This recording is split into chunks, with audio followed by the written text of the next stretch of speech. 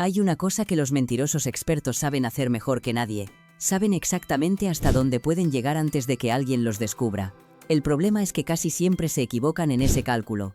Y cuando se equivocan, todo se derrumba de golpe. Eso es exactamente lo que le acaba de pasar a Gerard Piqué, no con una persona, con dos. Al mismo tiempo, desde lados opuestos del mundo.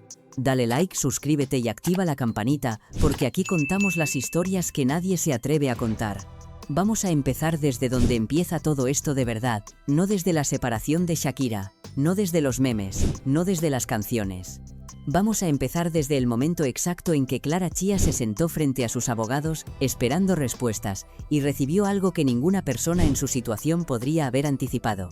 Algo que transformó una ruptura dolorosa en un escándalo legal con pruebas documentadas, transferencias bancarias y un fraude que ahora está sobre la mesa de un juez. Pero para entender el tamaño de lo que ocurrió, necesitas entender primero en qué estado estaba Clara antes de esa reunión. Porque nadie llega a contratar abogados especialistas en separaciones si no ha tenido motivos serios para hacerlo. Clara Chía no era una persona ingenua, era alguien que había construido una vida junto a uno de los futbolistas más famosos de España.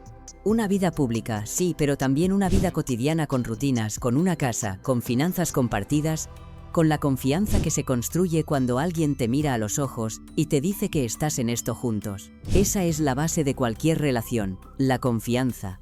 Y esa confianza, en el caso de Clara, fue usada como herramienta, como instrumento, como palanca para sacarle dinero de forma sistemática durante meses.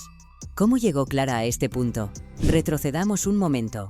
La relación entre ella y Piqué ya llevaba tiempo resquebrajándose. No fue algo que ocurrió de un día para otro, fue una acumulación. Primero llegaron las sospechas. Luego llegó la mentira sobre el viaje a Madrid. Ese viaje que supuestamente era por trabajo, por asuntos de la Kings League, y que en realidad fue para sabotear el proyecto musical de Shakira.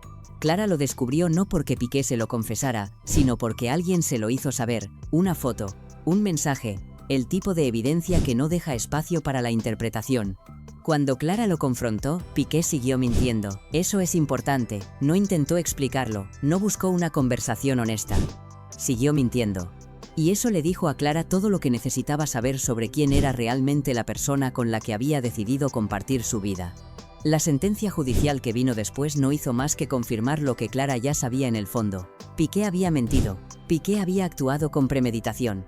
Y Piqué seguía sin mostrar ninguna señal real de remordimiento genuino. Clara tomó sus cosas, se fue de la casa, le dejó a Piqué el silencio de esas habitaciones vacías para que procesara solo lo que había hecho. Y en ese momento, muchos pensaron que la historia entre ellos había terminado. Pero la historia no había terminado, apenas estaba cambiando de capítulo. Porque lo que pasó a continuación fue algo que Clara no esperaba, algo que nadie esperaba. Piqué viajó a Colombia. No a cualquier parte de Colombia, a Barranquilla. Y no a cualquier parte de Barranquilla. A la casa de los padres de Shakira. El hombre que le había dicho a Clara que Shakira era pasado, que ya no significaba nada en su vida, que estaba completamente concentrado en construir algo nuevo.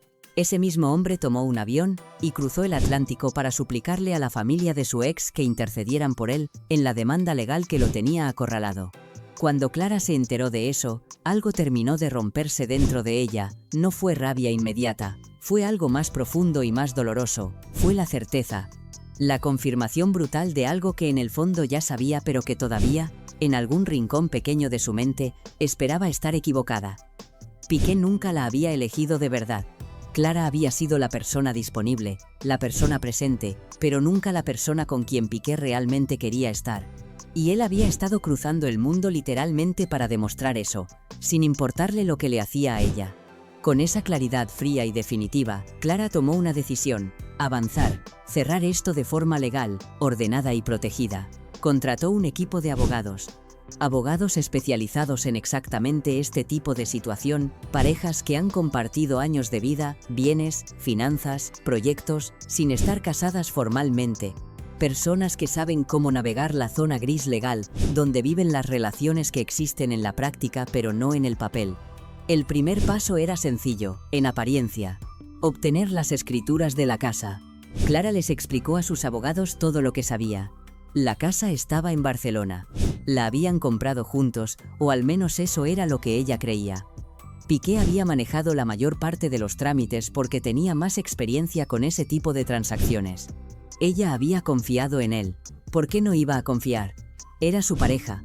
Era la persona que le decía que estaban construyendo un futuro juntos. Era la persona que la miraba a los ojos y le decía que esa casa era de los dos. Los abogados fueron al registro de la propiedad, solicitaron la documentación oficial, pagaron las tasas, esperaron el tiempo necesario, y cuando el documento llegó a sus manos, lo abrieron y lo leyeron. Y entonces tuvieron que decidir cómo decirle a su cliente lo que acababan de encontrar. El nombre de Clara Chia no aparecía en ningún lugar de esas escrituras. Ni como copropietaria, ni como titular, ni en una nota al pie, en ningún lugar. La propiedad estaba registrada desde el principio, desde el momento mismo de la compra, única y exclusivamente a nombre de Gerard Piqué Bernabeu. Clara no existía legalmente en esa casa. Había vivido ahí, había dormido ahí, había decorado esas paredes y cuidado esos espacios, pero legalmente era la inquilina de alguien más. Era la invitada permanente en la casa de Piqué, aunque nadie le hubiera dicho eso nunca. Los abogados pidieron a Clara que viniera a la oficina en persona. No era información para dar por teléfono. Clara llegó a esa reunión pensando que iban a hablar sobre los siguientes pasos del proceso. Sobre cómo se dividiría todo. Sobre los plazos. Sobre la logística. Lo que escuchó en cambio fue algo para lo que ninguna persona puede prepararse realmente, sin importar cuánto haya sospechado o cuánto haya sufrido antes. Cuando los abogados le pusieron las escrituras sobre la mesa y le señalaron la ausencia de su nombre, Clara pidió que revisaran otra vez. Pensó que había un error, una confusión de documentos, algún trámite que se había procesado mal, pero no había error. Los abogados lo habían verificado múltiples veces antes de llamarla. Esas eran las escrituras correctas, de la propiedad correcta, y el nombre de Clara no aparecía porque nunca había aparecido desde el principio. Eso ya era devastador, pero la reunión no había terminado, porque los abogados habían seguido leyendo el documento con atención, y dentro de esas escrituras había una cláusula que lo convertía todo en algo mucho más grave. En algún momento del año anterior, Piqué había liquidado la hipoteca por completo.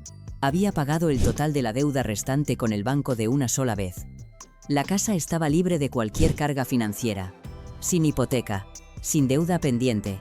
La propiedad era absolutamente suya, sin obligaciones bancarias de ningún tipo. Cuando los abogados le explicaron esto a Clara, algo cambió en su expresión, porque esa información no encajaba. No encajaba con algo que Clara sabía perfectamente bien. Algo que ella misma había estado haciendo cada mes, con la regularidad de quien cumple con una responsabilidad. Clara había estado haciendo pagos mensuales. Desde que compraron la casa, o desde que ella creyó que la habían comprado juntos, Piqué le había explicado que los dos tenían que contribuir a la hipoteca. Le había dado un número de cuenta. Le había dicho que era importante que ambos pusieran su parte, que esa era la forma de que la casa fuera realmente de los dos. Y Clara, sin dudar un segundo, sin pedirle a nadie que revisara nada, había cumplido, cada mes, sin faltar ninguno, transferencias regulares, a la misma cuenta, con la tranquilidad de quien sabe que está haciendo lo correcto. Los abogados le pidieron que les mostrara el historial. Clara sacó el teléfono, abrió la aplicación bancaria, y ahí estaba todo, mes tras mes tras mes, cantidades consistentes, la misma cuenta de destino, los mismos importes. Una fila de transferencias que contaba, en silencio y en números, la historia de alguien que creyó que estaba invirtiendo en su futuro. Los abogados lo miraron todo, tomaron nota, pidieron los extractos bancarios oficiales, y entonces le explicaron a Clara lo que estaba mirando. Si Piqué había liquidado la hipoteca meses atrás, si el banco ya no tenía ninguna reclamación sobre esa propiedad, entonces los pagos que Clara había estado haciendo no podían estar cubriendo ninguna hipoteca. Porque no había hipoteca que cubrir.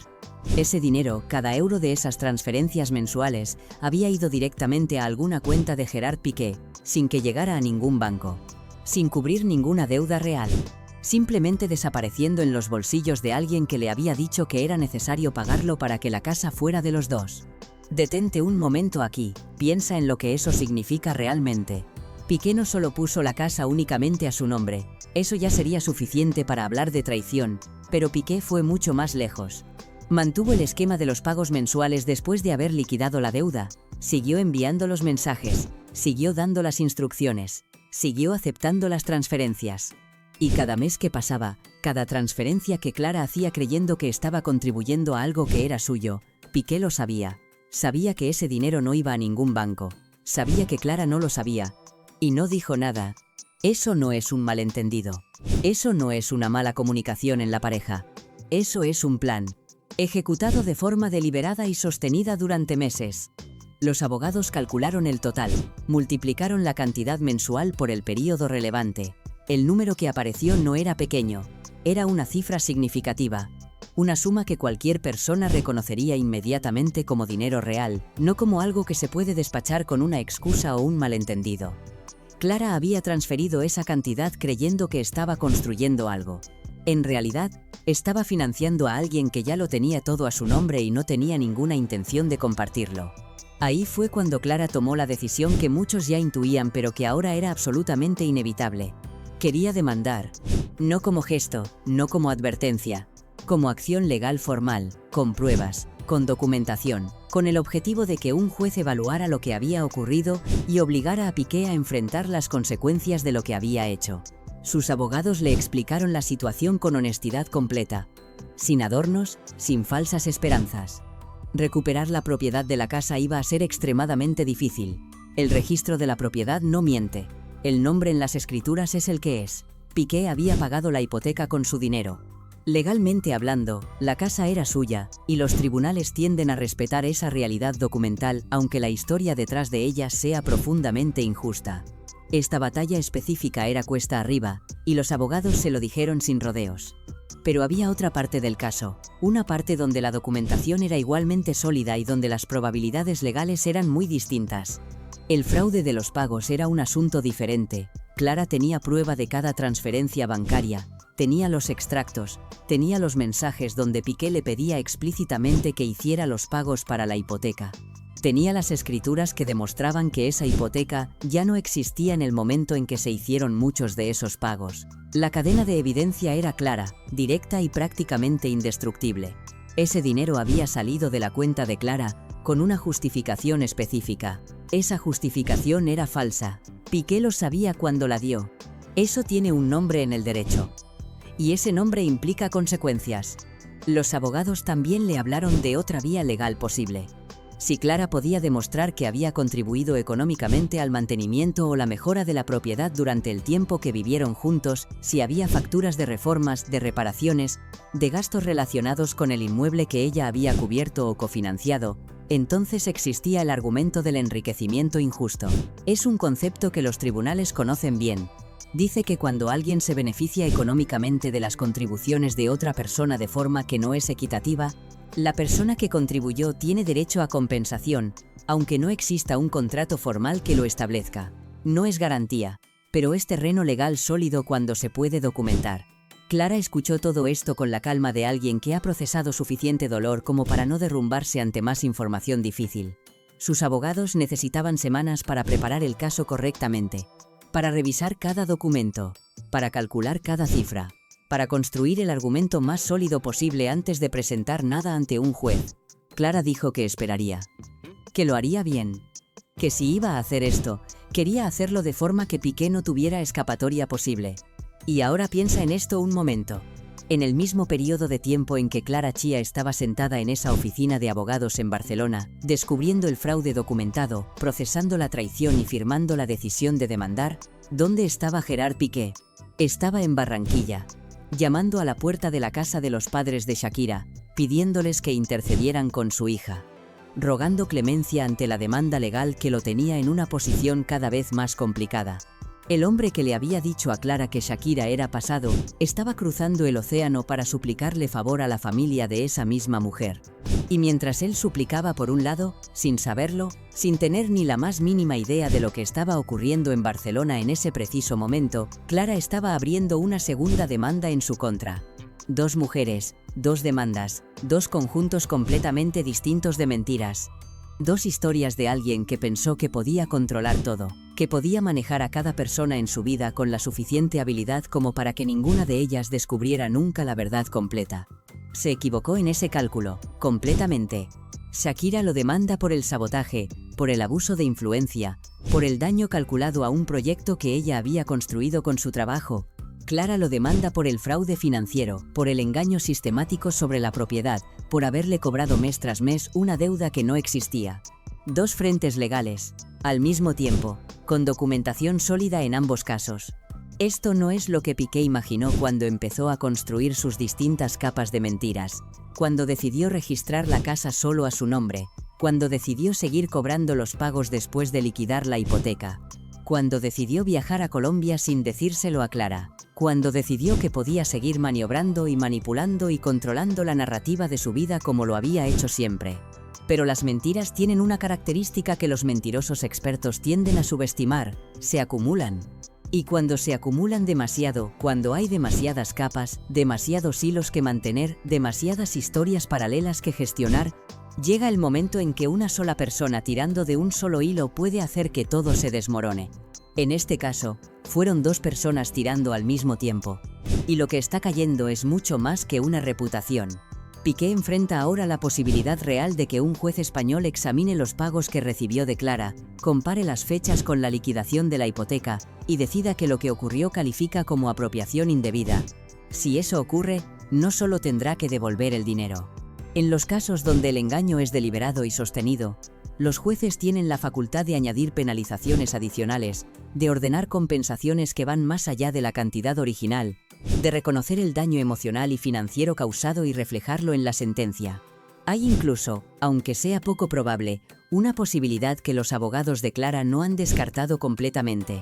Si el tribunal considera que Clara contribuyó de forma suficientemente significativa a la propiedad, si las pruebas de gastos adicionales son lo bastante convincentes, un juez podría determinar que ella tiene derecho a una parte del valor de ese inmueble, no porque las escrituras lo digan, sino porque la justicia, cuando funciona como debe, no solo mira documentos, también mira lo que es razonable, lo que es equitativo, lo que ocurre cuando alguien ha sido deliberadamente engañado para creer que tenía derechos sobre algo que le fueron negados desde el primer día.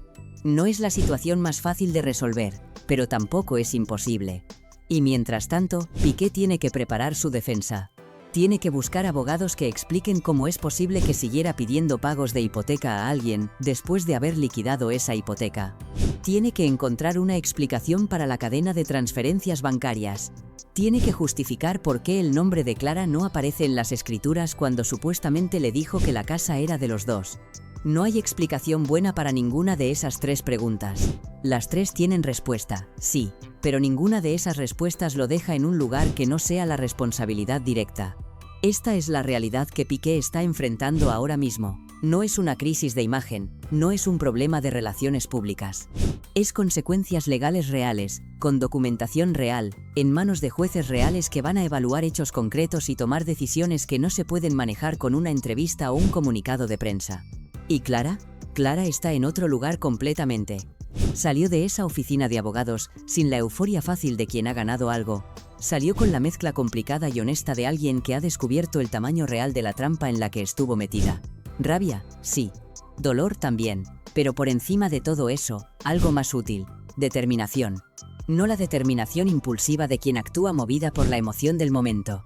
La determinación fría y clara de quien ha decidido que no va a ser otra persona que pasa por la vida de Gerard Piqué, sin que él enfrente ninguna consecuencia por cómo la trató. Clara ha visto cómo funciona el sistema legal con casos como este. Ha visto lo que ocurre cuando hay documentación suficiente, y tiene documentación suficiente. Esto apenas está comenzando. La demanda está siendo preparada en este momento. Los abogados están revisando cada documento, calculando cada cifra, organizando cada prueba. Cuando esa demanda llegue formalmente al sistema judicial español, Piqué va a saber que tiene un segundo frente legal activo. Va a saber que las consecuencias de lo que hizo con Clara no van a desaparecer solo porque la relación haya terminado. Y nosotros vamos a estar aquí documentando cada paso. Cuando la demanda sea presentada lo sabrás. Cuando Piqué sea notificado lo sabrás. Cuando haya respuesta legal de su parte lo sabrás. Y cuando el juez tome una decisión, vas a tener todos los detalles con la precisión y el contexto que esta historia merece.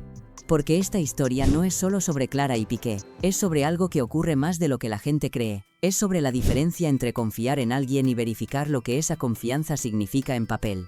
Es sobre cómo las mentiras financieras en las relaciones dejan rastros. rastros en cuentas bancarias, rastros en registros de propiedad, rastros que un buen abogado sabe leer y que un juez sabe interpretar. Piqué apostó a que Clara no miraría demasiado de cerca. Apostó a que la confianza que ella tenía en él era suficiente para mantener el esquema funcionando indefinidamente. Calculó mal. Y ahora está pagando el precio de ese error de cálculo en tiempo, en dinero, en reputación y en paz mental.